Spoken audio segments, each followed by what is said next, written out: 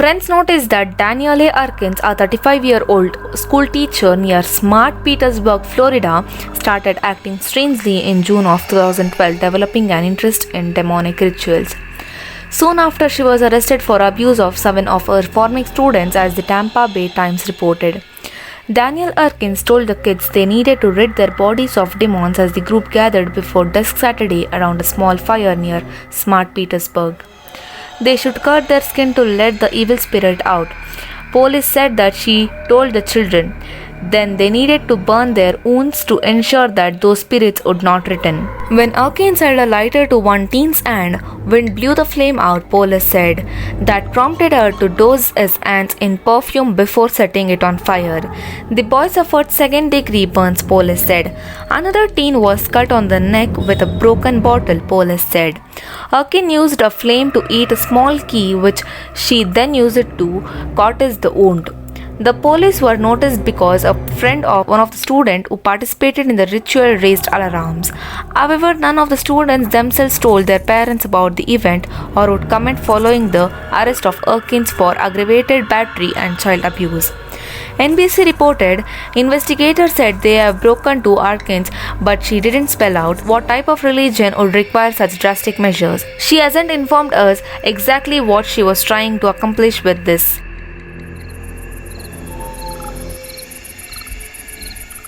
The Villisca Axe Murder House in Villisca is well-known tourist attraction for ghost hunters and horror lovers alike. The site of a gruesome unsolved 1912 murder in which 6 children and 2 adults had their skulls completely crushed by the axe of an unknown was purchased in 1904 and restored to its 1912 condition and converted into a tourist destination. It costs $428 a night to stay at the old haunted home, where visitors always report strange paranormal experiences such as vision of a man with an axe roaming the halls of the faint screams of the children. But in November of 2014, the haunting took a darker turn.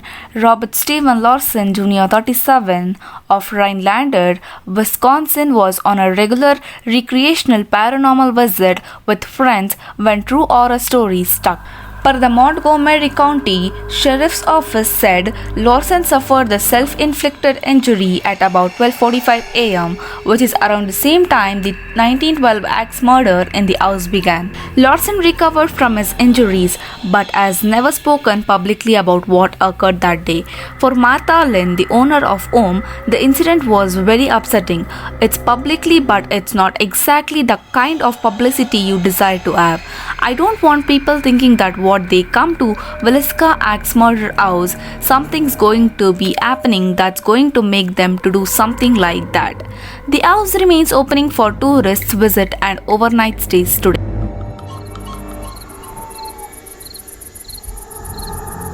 The Haunted Doll.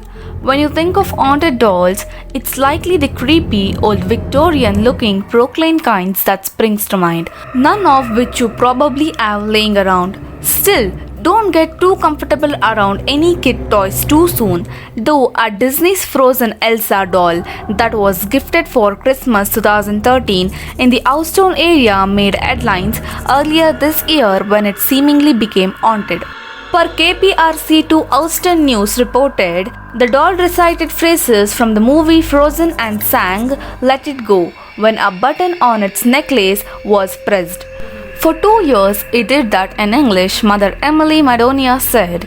In 2015, it started doing it, alternating between Spanish and English. There wasn't a button that changed this, it was just random. The family has owned the doll for more than 6 years and never changed its batteries. The mother says the doll would randomly begin to speak and sing even with its switch turned off. The family decided to throw the creepy doll out in December of 2019.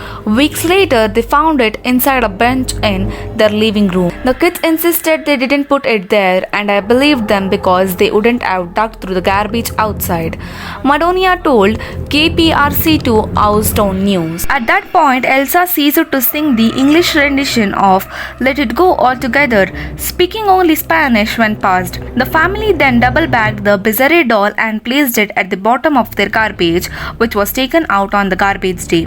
They went on a trip shortly after, but when they returned, Elsa too had come back and was waiting in the backyard of their home. This time, the family mailed Elsa to a family friend in Minnesota who tapped the haunted doll to the front bumper of his truck. It doesn't seem to have made its way back to Houston yet, as per Madonna's latest February Facebook update on the creepy doll.